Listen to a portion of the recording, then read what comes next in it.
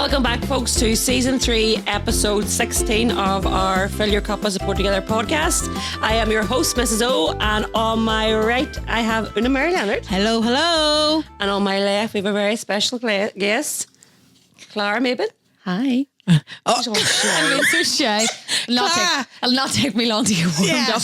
We have to get you warmed up. This is your first ever podcast. I don't need to do a phone voice, do I? No, just be you, please. Yeah. Oh, no. You're very welcome, Clara, to our little podcast. Thank you, girls. Down in the back hours of beyond. Yeah, well, I live down here, so that suits me well. All right, yes. Deadly. You know our podcast. You've listened to the podcast, yes? Yes. And you know Support Together well. Absolutely, You I have do. been following us for a while. And availed of the services a long time ago. So yes, absolutely. Mm-hmm. You're mum of 3. Yes. Tell us a wee bit about yourself then. So I have 2 girls, Bella, who is coming 10. My God, 10. Double digits. I know. Double digits. October.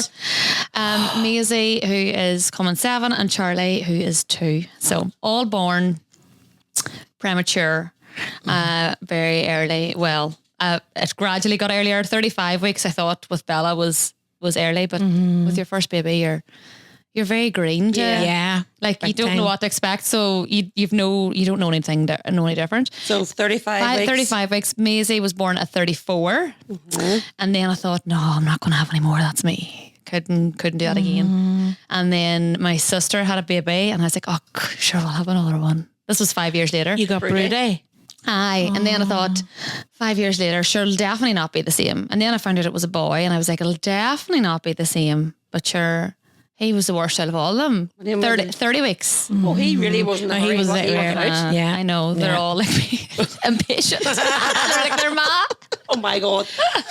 So, but today we're going to talk about premature babies, tiny babies, and I suppose parenting through that. Yes. We have a few mummies within Support Together that have, maybe the first child was normal, came after 37 weeks, and then maybe the second one came and be surprised and came early. And I suppose the difference in that there for some of our mummies, and then how you go on to have a third or a fourth after that, and it's a totally different experience. And I suppose for us, I haven't had a baby that's early, so we can't. It's kind of like, how do we support that mummy through that journey, and then the anxiety that comes along with that. Yes. To go again.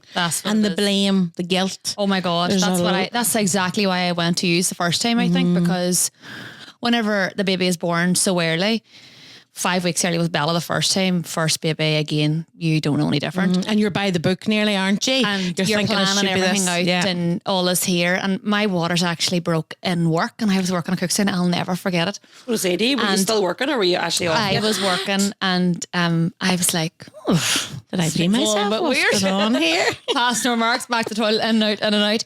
And then I was like, come and walking in, like, I don't know what. And I said to the HR manager, she's so nice. She's, Clara, your waters could be broken. I was like, sure, that can't be. I'm not due for 5 more weeks. She's like, no, you might want to just head on down the road and just get checked out. And only for her. So then I rang and I went down the road, and then, yes, that was what it was, that the waters are broke. But when it comes then to the actual baby's due date, I cried. I remember sitting in my wee house in Circular Road, and I cried. I was like, Ryan, I just feel this. Today's her due date, like whatever date in November. She shouldn't be here, and I've done a terrible job, and I didn't keep her in, and all this here sort of thing. And then I was like, felt really, so bad. Really been hard on yourself. So bad. And then obviously, I can't exactly remember when I went to you guys. It might have been then when I got pregnant with Maisie. I definitely know it was the third. Yeah, it would have been like. And then I went and seen, what do you call her? Bridge. No, I went to Bridge too, but what do you call the other girl that did? She was a midwife in the trust. Ada? No, my God, she's from Carrickmore. Her name's left me. Oh, Mary. Mary worked closely with us. Together and where's now Bob and Bert's? That was a long time ago. That was a busy gathering. It was like a church, like a yes, that's right. So that was after the second. That probably would have been, but I was so worried. Whenever I was pregnant with Maisie, then I was so worried of going early, and then I went. You referred me to Bridge for reflexology, and then Mary held you also, didn't she? Mary said to me, Clara, I think you have like mild PTSD, and I was like, well, you think, but she was doing a bit of rewind, was she? Yes, with you? that's right. Yeah, that's right. Rewind therapy. Feels like so long ago, doesn't it? So, and then Charlie, obviously, yes, 30 weeks, but then by that stage, I was kind of a dab hand at knowing the signs and knowing that I needed to like go and speak to somebody. So for the second one, did the waters break? Were they keeping an eye on you? Was there different care the second time round? No, this is what kind of concerns me. The first time a baby comes early, it was like, oh, you know, this will not happen again. You'll be fine. There was never any investigation done as to why, which I never even thought of until they investigated with Charlie, you see, but not the previous two. Okay. So, so then... Maisie. So Maisie was, I was like, well, this time I'm going off work extra early this time. So I had a baby shower and all from in my work, and they were so good. And I left on the Friday and was in the hospital on the Tuesday. And they were like, for God's sake, Clara, you did not get any maternity leave at all. No. So, and then Maisie was born a couple of days after that, the all emergency sections. So, because they try and do everything to make it go naturally, but just it's always a drama with me. So it's not even as if, was yours like a rush labour? Was it like a matter of like the water's breaking and the baby was coming there and then, or were you like a long dragged out? With Bella, it was a long dragged out process, and then they discovered that I had strep B, and if your waters are broke for over so many hours, 24 hours, it's a high risk of infection. So then they were like, no, listen, like I was doing all my hypnobirthing, and Ryan was rubbing my arms and all, and he had a rag nail, and I was ready to cut his finger off. And I was like listening to all this music and all, so green it all. And then the next thing was, no, we need to bring you in straight for a section. And I was like, right, okay. And to me, having a section was the worst thing that can happen. I can't even give blood, like without near coping. Yeah. Okay. And so, and for the emergency section, that was grand. And I had a great recovery. And Bella was only in Neo Natal for about a day. Brilliant. Was she a good size then? She was 5.5 pounds actually for 5 weeks early. So that was good. But again, I came home and just I felt fine. I was like, oh my God, this C-section's fine. This is such a breeze.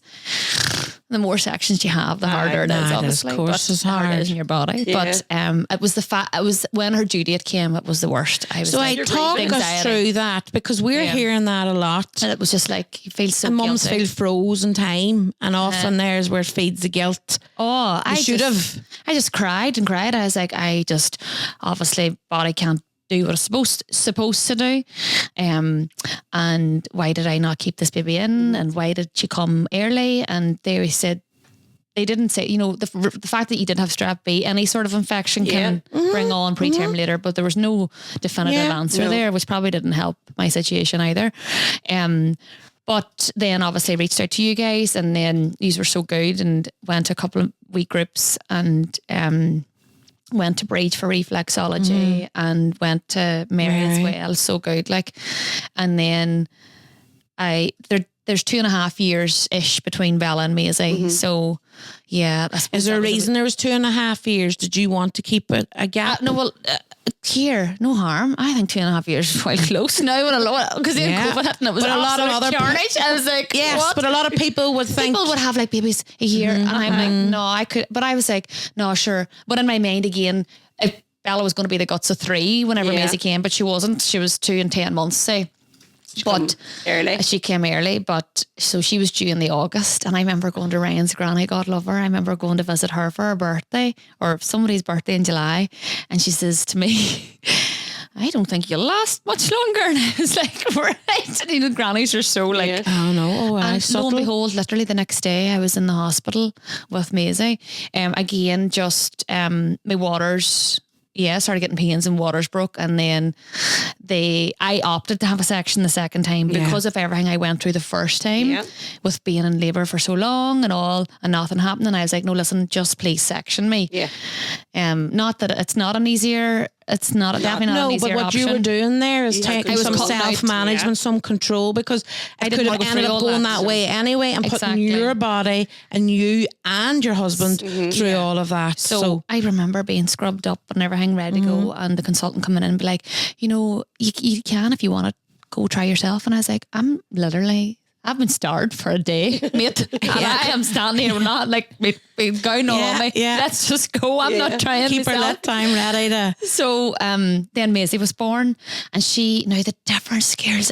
You know the way when you're at Slumming World or you're trying to lose weight, right? Mm-hmm. Still like, always. Or, you're weighing in every week after the gym and I've only lost a pound. You're like, frick's sake, friggin' pound, right? See the difference when you see that in a baby. So Maisie was 4.5 pound. Right, so 5.5. So a pound of difference, right? Absolute. And she was a wee fairy. So what does that look like? What is 4.5 pound? There's my hat. I can't really remember now. I can remember more with Charlie, but Maisie was just so fine of herself. So she was quite long. Maisie's quite tall, still. And she was just, but because I had strep B again, babies, you can't, and a preterm baby, you can't hold a preterm baby. They're taken away from you. Like you don't get to hold the baby on your chest. No skin to skin. Straight away taken. Straight away. And where are they taking the baby to? A way to do like blood tests. On their ankle and stuff to see if they have. And a ventilator? Is that they're neonatal? They're wrapped up and they probably would go to neonatal. I assume neonatal, I think, and it's whenever, because they're so wee, it's to keep their temperature, so they have to be. That's why. With Charlie, I'll tell you an awful story. They took him away in a plastic bag. I know. Awful. And do you know the why behind that now? For heat. Okay. Now, that didn't happen with Belle and didn't happen with Maisie, maybe because they were just a wee bit bigger, but Charlie was only just over 3 pound. Now, he didn't even look real. Yeah. Like they brought him down to show him to me, and the weans have wee dolls in the house, and like wee tiny faces and all, and his face was about the size of that cup, and with a wee 2 eyes and a nose and a mouth. It was the weirdest thing. Like he didn't look real. He looked like a fake doll, and he was all wrapped up in his plastic. And then they take him away. And I was like, but she did warn me beforehand. The pediatrician. Oh, so you were warned. She okay. came to me. She says, Clara, I want to talk to you. But I was all like, oh, this is not my first rodeo. Sure, like I know this baby's, and I also very presumptuously thought that this baby was going to be fine, like because my other two were born preemie. Yeah. You were getting into I was like, a rhythm. Sure, here I know. Two. And she was like, when this baby's born, baby will be probably taken away in a bag. And I was like, what? What do you mean a bag? And they were like, yeah, for heat reasons and all that there. And I was like, right, okay. But then again, when the baby came out, when Charlie came out, I thought he was just so small compared to, like, he literally was, you could have just held him. He was about that length there. He was tiny, like, but yeah. So what's your first, if you don't mind me asking, suppose I'm all about the emotions and stuff. What's your first response to that whenever I seen him? Is it like horror? Well, I was just like, I was just so presumptuous that he was going to be okay. I was like, oh, like I take him away. I would have loved it. They brought him down to my face, and I just I have a video of it. Somebody took a video, and I think I give him a wee kiss, but I don't even you can't even get to, when you're in a section and your arms are out anyway. But you see everybody, and that's wild triggering too when you see pictures of people having babies, and you see them holding the baby. It's a wild bit of jealousy you feel almost. Do you know what I mean? Yeah, that's like a law. I know for me, because I had one trigger. Yeah, I had one labour and I had 2 sections, and you grieve the skin to skin. You grieve like the baby's born, but it's taken away straight away. You're not getting to hold it. Because they say that's a big thing. Now 10 years ago it mightn't have been a big thing, but it's not. That's where I'm going to put it, and I'll probably be criticised for it, but there's too much emphasis on skin to skin, and as if that's going to be creating the most magical life ever, that your connection. And then you feel like fucking love grows. It takes time to adjust, and skin to skin is a part of a routine, maybe. If it's able to happen, it happens. It's for regulating. Yeah, that's what it is. But I know one of our mummies, right? First child, the baby was born, she was getting skin to skin. The husband was coming in to see the baby, of course, and she told him to strip, take all the clothes off. My dad's really fucking stripped, right? He just done what he was told to do and had it skin to skin. Oh, we got a wee laugh when you were telling us. It's hilarious. But that's she was going literal, right? You have nothing on you. You need his boxers that he felt. That's how God he had his dogs on. It wasn't even baby's here. Do. Get your clothes off. I know. Skin to skin. No. I know there is a lot Sorry if I've busted anybody's eardrums. There is a big emphasis on that. And then, again, no support, like preterm. Now this time they kept a much tighter eye on me because it was my third. So the third one, so we'll be going into the third one. Were you sitting thinking, could this happen again, or will it be different? Well, I was very much prepared for it, so I started going to a girl in Lockmacrory, Selena McElhone. Like she does 1-to-1 counselling. Yeah. And all. She's great, and I like was going every week for. Again, there's just something every week, and then as soon as I stop it on the Friday, I ended up in the hospital on the Monday. But I was going to her, and it was very much my anxiety was through the roof. Like I was freaking out that this baby was going to come early. But I was like, I was training in the gym. Like I was training like 3-4 times a week up until 28 weeks. I started getting very bad pains at 28 weeks, and I was admitted into hospital. I was blue lighted, tennis skilling, and then they wouldn't take they shipped me out because they don't take babies under 34 weeks. So then it was nowhere else would take me. There was no beds anywhere else, so I went to Craigavon. But I was in and out with these pains, and nobody, like it was just, they said pelvic girdle pain, they said this, they said that. It transpires 9 months after Charlie was born. They'd sent away my placenta, which I didn't know that they were doing, and they called me back for to discuss it. And I had an infection around my placenta called chroma something itis. I can't even pronounce it, a big long word. That is an infection around the placenta that's really dangerous. So that was obviously what was the pains and stuff that I was having. I don't know how that wasn't picked up. Yeah. When I was in and out of hospital the 2 weeks prior to Charlie being born. But anyway, of course I was Googling it. When I got out of that appointment, I brought everything back, and I was hyperventilating in the car. I was like, and I couldn't, I couldn't even get a breath, do you know? And that was 9 months after. But anyway, back to Selena. I had been preempting that something was bad was going to happen. Right. So she was like doing all these techniques and all, and like all these different things that you can do if preterm birth does happen. And it was great because it really, whenever my waters did break eventually then at whatever weeks that it was, and I was laying up in my bed, Ryan brought me dinner up in bed and all right. Mummy was dropping one of the weans off from Irish dancing or something. And I was like, I think we need to go to the hospital because my waters are just broke. And I was so calm until Ryan told me he needed to get diesel. And I was like, why have you got no diesel in the car? No diesel. And I was like, that's only one bloody job I want you to do. And I was like doing all these like techniques with your fingers and all these subtle things, counting. And she'd give me all these other wee things that you can do. I can't even remember half of them now. Kind of calm the mind.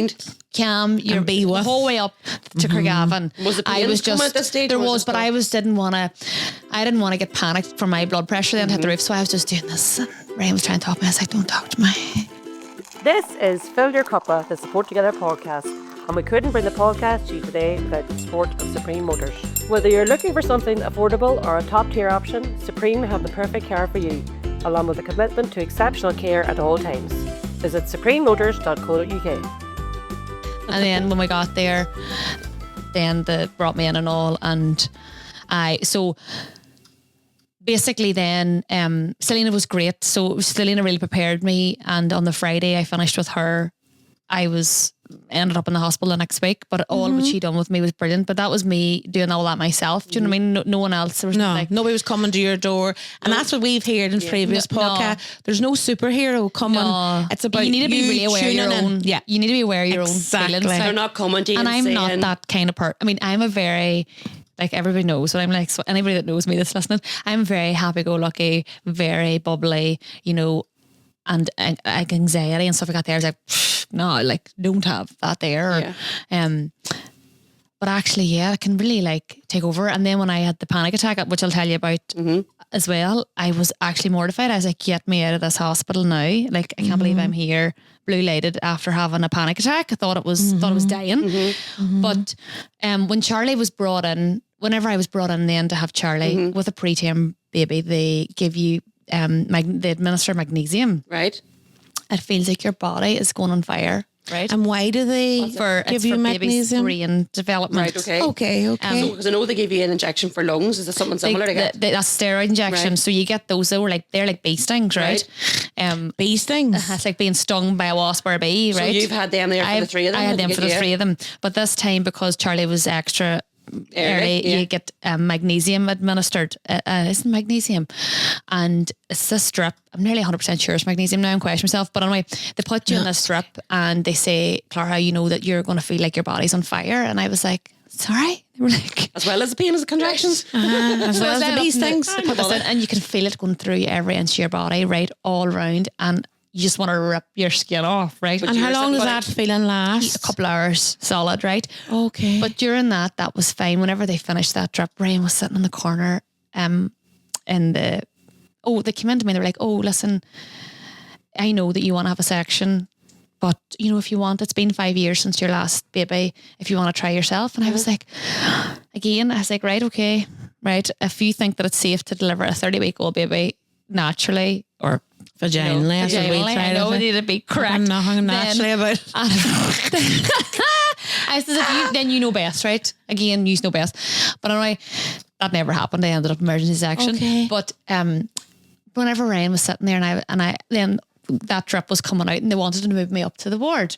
This was down in the birthing suite or whatever, and I was like, I feel great, and I wasn't allowed to eat until after had all them medications taken off me, and they lifted me up off the bed in a wheelchair, and see, within 2 seconds, I actually feel like I did die, which sounds really dramatic.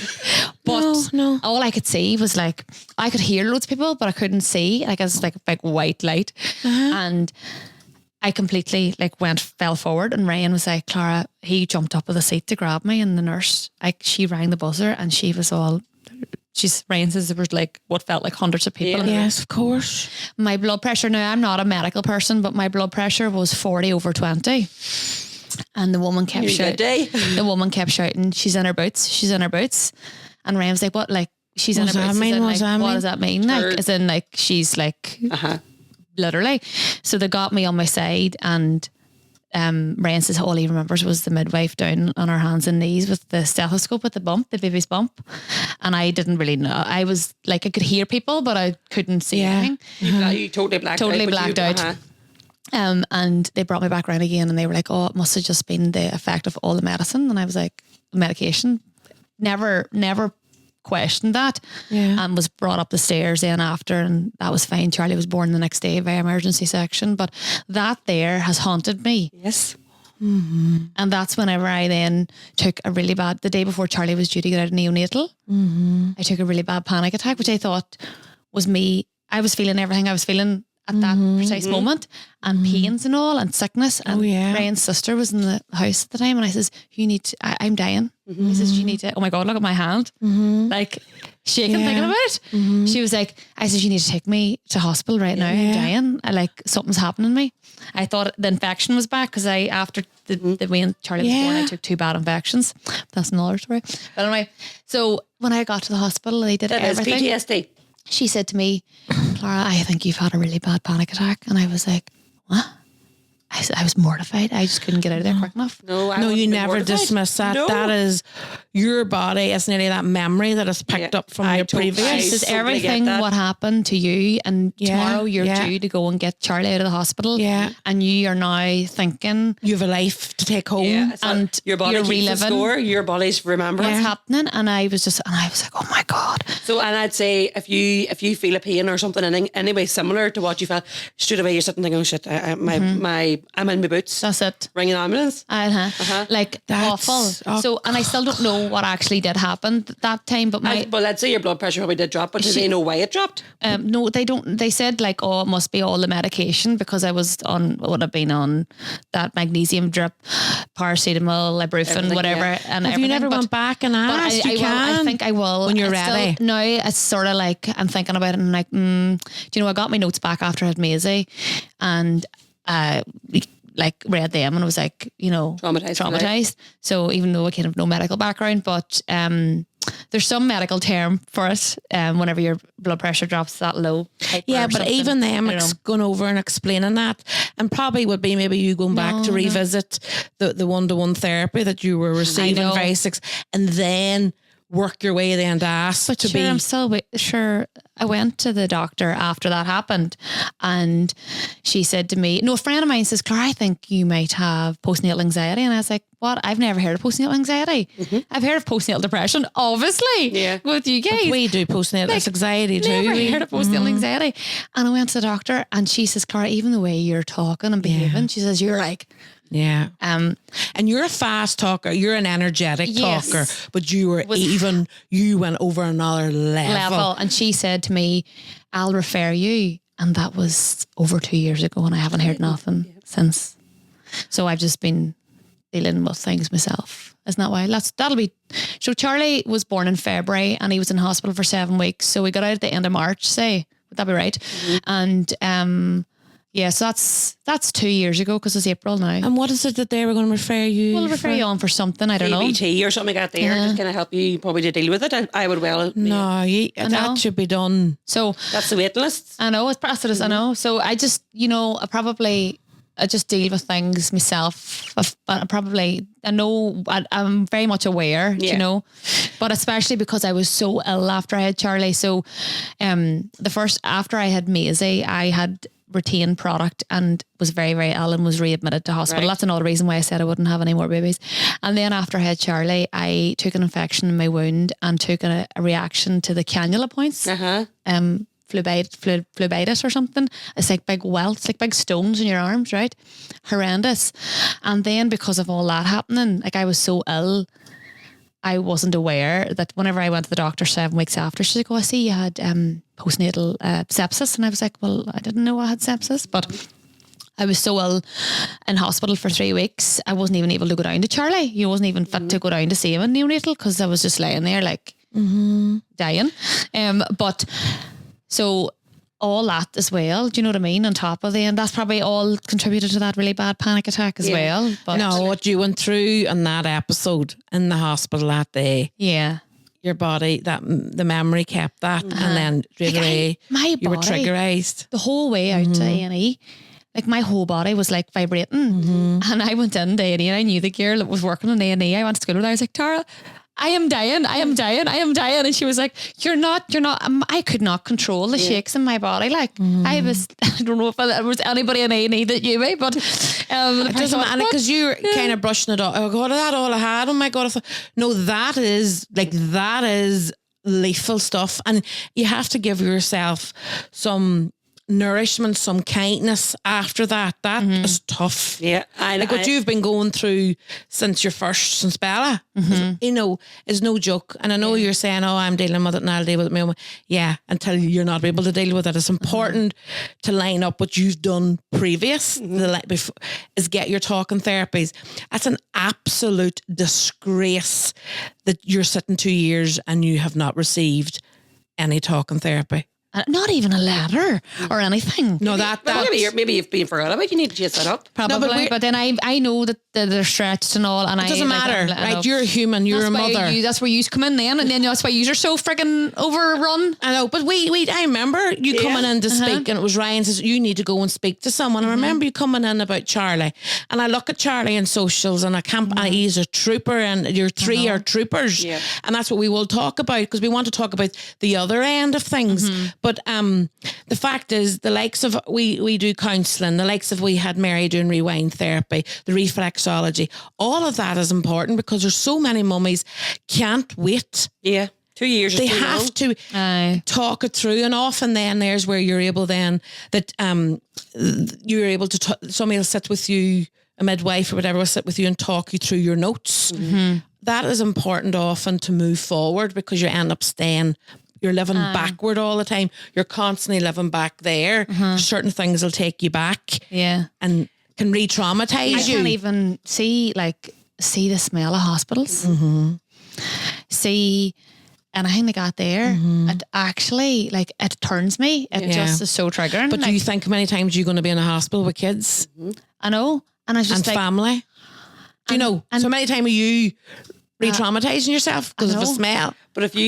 But I think is really sad is if you're sitting here and if Charlie was your baby one, would that stop? That'll be stopping you to go for baby 2 or baby 3 because you're still living.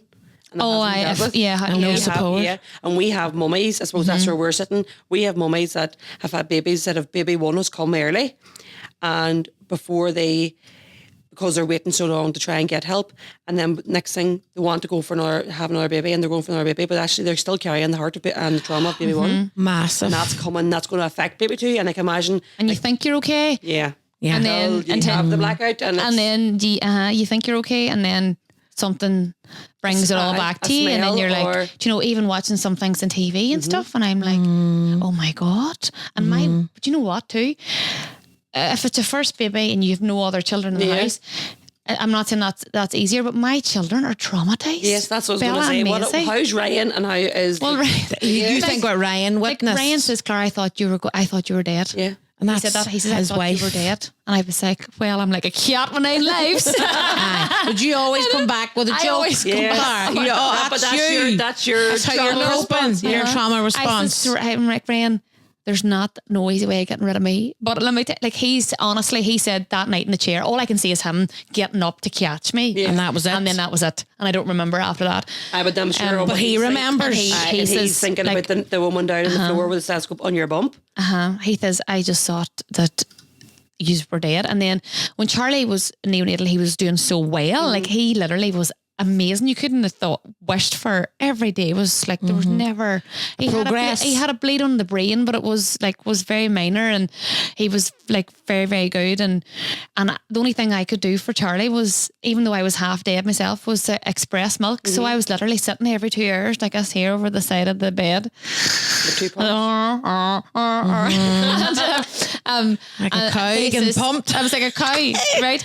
And my wains like call me Daisy, but even though I was so ill, they couldn't believe how much milk I was able to produce. They were like, every time they come down to the room, I'd have like 2 big bottles full. They were like, how are you able to do that? Like, and I wasn't even fit to go down to see him, but I was sending milk down, you know. But how did you feel at that point? Did you feel dehumanized? Did you feel an object? What? I just felt, because you were just, well, this was the third, present. like again, the third rodeo. I was just like, again, I did the same for Bella. I did the same for Maisie. And Anna says, you know, I would do the same for Charlie.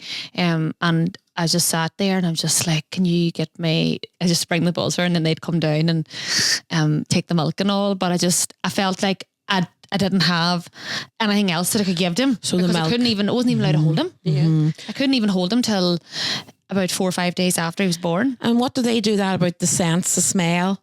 Oh, do they bring so they your clothing? People crochet we turtles and different wee things, and you wear that in your bra overnight, and then they put that in beside them in neonatal, so he has and the smell of mama. You change that every like 24 hours or whatever. And I just thought that was so. I have that in his wee box and all his wee memory box and all, but like my veins weren't allowed in to see, my veins weren't even allowed in to see me. It wasn't COVID, it was 2023, but you still had to wear masks. Yeah. And like they weren't able to come in. Other veins are still... Bella and Maisie weren't, and then we had to ask the head sister. I got moved into a room of my own then in Craigavon, so the girls were allowed to slip in and see me, but separately, you know, not together. And oh my God, I'll never forget the day that when Ryan videoed, the door knocked and one of the wains came in, I was like, couldn't stop crying. Like, oh, I bet. And the day that they came home, that they weren't allowed into neonatal either, do you know? And then whenever we got home, Ryan took COVID, right? I was raging, like, how dare you fucking take COVID? Look what I went through, now you take COVID. So I was like crawling up the stairs with a section wound and trying to clean banisters and gloves and all, because I was like, I cannot get this because I'll not be able to get in to see Charlie in neonatal. What happened? So Ryan, when he took COVID, he has to be 10 days clear before he can go into neonatal. Then I took COVID. So none of us were allowed in it. That was the worst. You didn't even get up either? No, you weren't even allowed in the hospital? Not even a granny or not granddad? even mummy or daddy. So he was on his own for 2 weeks. And they were... But he wasn't on his own? I know, they were reading wee books and all them and like video calling me, and I was like, well, what good is video call me? And he's probably including you. It's about you, but he wasn't in the unit. He just didn't have a family member. I get that. Nobody there. I can see that in you. I was just like, I can't fucking believe. I know. Me. Oh, you can I curse can't away. believe that they are not letting like any. I think they were doing renovations or something, and that might have been the reason why that a lot more people weren't allowed in. Because I would have loved for mummy or Ryan's mummy or somebody to go up, and nobody. But when Ryan got the COVID, I sound like my granny. The COVID. They then had to fit test me, like to go in. Like I had to be masked up, like properly. I had to go and get fit tested in the trust's mask and measured and tested and all. Jesus. And then when I I only got in maybe that 1 or 2 days, and then I took COVID, so then nobody could see him then for those couple of weeks. And did Ryan get in the same before you then? Then he did, yes, because he was clear then. Yeah. And And how did you feel about that? Oh, it was ripping. Well, no, I wasn't. I was still like, It was a jealous, 2 point. like, Of it's course. like a double-edged sword. Yes. Do you know what I mean? Of course. And he was sending And pictures. that's okay all. as I well. know. So how many But, weeks was he at this stage? Well, he must have been, say 5 weeks, I'd say, because he got out at 7 weeks. So, and I was in hospital for 3, and then I got out. So I probably around the. Clara, you could write a bloody book. I know. I swear to God, I could. Because it's like this, and then it's like this, and then there's up. I was like, people were like, "Are you serious? You got the COVID?" And I was like, I can't even go to see him or none. But they were so good. To see Neo Natal staff, they're amazing. They're like earth angels, aren't they? Like I just don't know how they do it. Like, And they are literally holding your baby for you. I know, and feeding their baby And making sure. and like changing their wee nappies and everything. There's just so wee things that you take for granted. Not that you take for granted, like, but I even like they obviously changed his nappy first. Yeah. That's something you can't ever say you done. Yeah. They like you know, when the belly button thing falls off and all these wee things that you should be doing, but you don't have any control over. And the noise, my friend's in hospital at the minute, right? And she sent me a voice note and see beep, beep, beep, beep. And I'm like, that is triggering for me, like that noise. But Of course it is. wee things like that. This episode was so good. Join us next week for part 2. This was Fill Your Cuppa, the Support Together podcast, with me, Mrs. O, Ciara O'Gowan, my co-hosts Una Leonard and Gemma Cassidy. The podcast today was brought to you with thanks to our sponsor Supreme Motors NI and produced by 9874 Creative.